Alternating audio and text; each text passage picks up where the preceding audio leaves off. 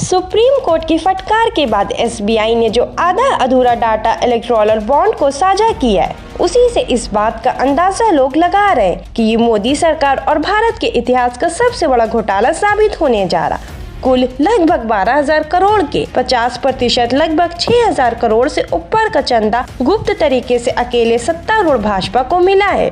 इससे लोग इस बात का अनुमान लगा रहे हैं कि असंवैधानिक इलेक्टोरल बॉन्ड का लाभ पूरा सत्तारूढ़ पार्टी ने उठाकर कॉरपोरेट घरानों से साठगांठ की है और घोटाले के अपने उद्देश्य को प्राप्त किया है, क्योंकि चंदा देने वाले शीर्ष कंपनियां अक्सर उन्हीं में से हैं जिन पर कुछ दिन पहले ईडी और आईटी की रेड डाली गई हो। इंडियन एक्सप्रेस ने तो पहले ही पृष्ठ की मुख्य हेडिंग में स्पष्ट शब्दों में लिखा है, जो ज्यादा इलेक्टोरल बॉन्ड खरीदने वाली टॉप 5 कंपनियां हैं, उन्होंने ही बॉन्ड तभी खरीदा जब उन पर आईटी और ईडी की रेड डाली गई है।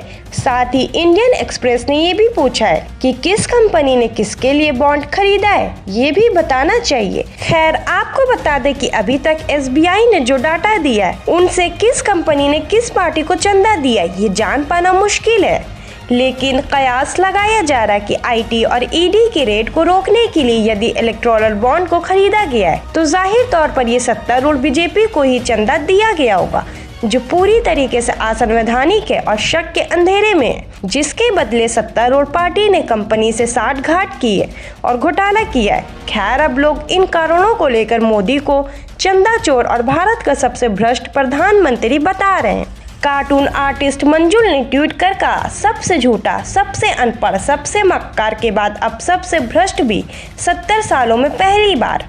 वहीं इतिहासकार अशोक कुमार पांडे लिखते हैं, अगर पीएम केयर फंड को भी चंदा देने वालों और इस पर फंड से हुए खर्च की जानकारी सामने मांगी जाएगी तो इलेक्टोरल बॉन्ड से भी भयानक होगा। पत्रकार विनोद कापरी ने कहा, मोदी का नाम लिए बिना वो ट्वीट में लिखते हैं, उनका वादा याद दिलाया, मैं तो सिर्फ अकेले ही खाऊंगा। एक और यूजर ने लिखा, ईडी को ऐसी मशीन बना दिया कि एक तरफ से रेड डालो, दूसरी तरफ से चंदा निकाल रहा। आपको बता दें, फिलहाल अब तक सुप्रीम कोर्ट के आदेश के बावजूद भी बीजेपी ने एसबीआई ने वो डाटा आखिरकार छुपा ही रहा है, जिससे मोदी सरकार के दांत खट्टे होने वाले। लेकिन बावजूद इसके टॉपर डोनर और दर्जनों ऐसी कंपनियां जिन्होंने इलेक्टोरल बॉन्ड बड़ी मात्रा में खरीदा है, जब उन पर कुछ हफ्ते भर पहले आईटी और ईडी की रेड डाली गई हो।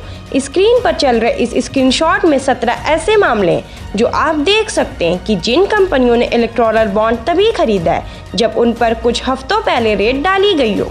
तो इस पूरे मामले पर आपकी क्या राय है? अपनी राय में कमेंट सेक्शन में जरूर दें। हमारे चैनल को सब्सक्राइब करें, बेल आइकन बटन प्रेस करें ताकि देश विदेश से जुड़ी तमाम वायरल खबरों को हम आप तक पहुंचाते रहें।